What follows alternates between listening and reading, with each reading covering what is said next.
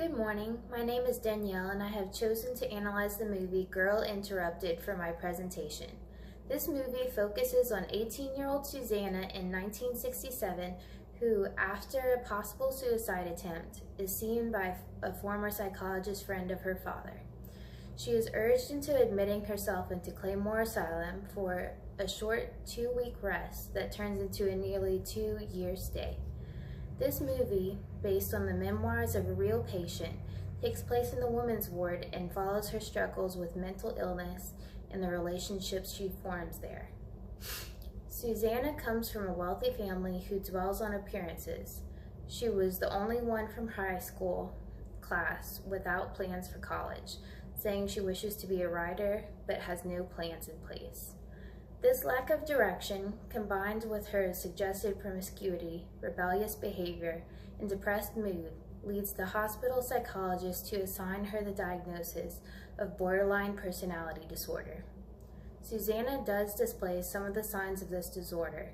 For example, suicide attempts are common among those with BPD, and in her case may have been a cry for help or a way to distance herself from the distress she was experiencing.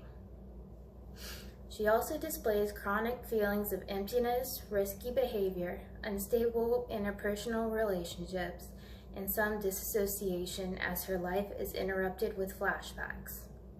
Some of these criteria seem to occur rarely, however, and the changes in her emotions seem to be very mild, typically remaining at more of a depressed state.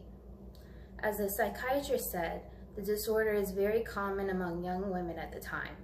This fact, coupled with the absence of frequent and intense displays of emotion, made me wonder whether her diagnosis could be better explained as a result of a clinician gender bias or the misdiagnosis of a mood disorder. Upon her arrival at the asylum, she felt intimidated by the other patients that seemed to be in much worse shape than her and questioned whether she really belonged there. She was met with stereotypical behaviors of mad women in a bleak and unstimulating hospital environment. As you may recall from our textbook, mental hospitals would often function merely as a way to provide patients with food, shelter, and protection. Treatment for those with psychological disorders in these facilities was centered around the distribution of medication. An example of this can be seen in the movie.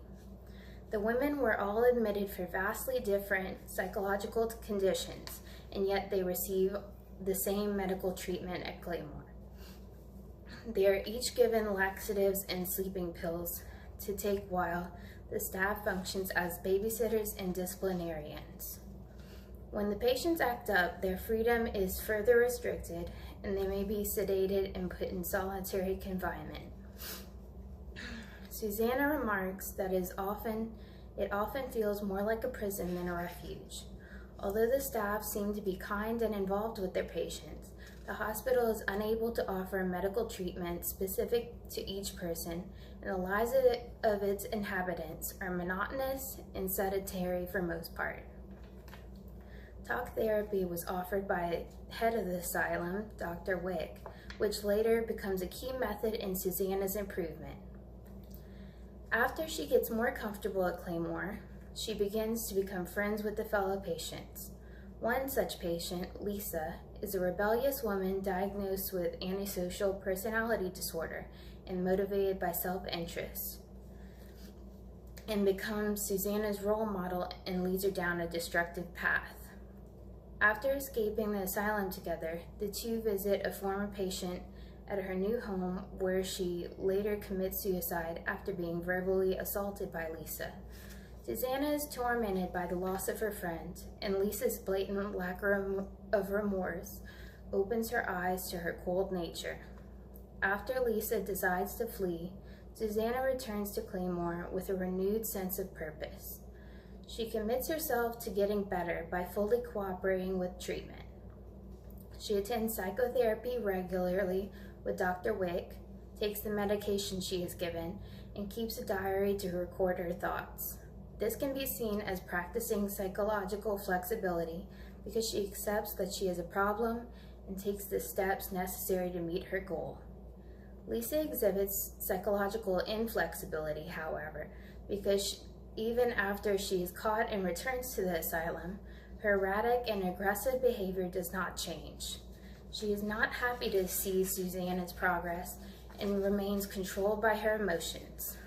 The end of the movie shows the difference that acceptance and committed action can make.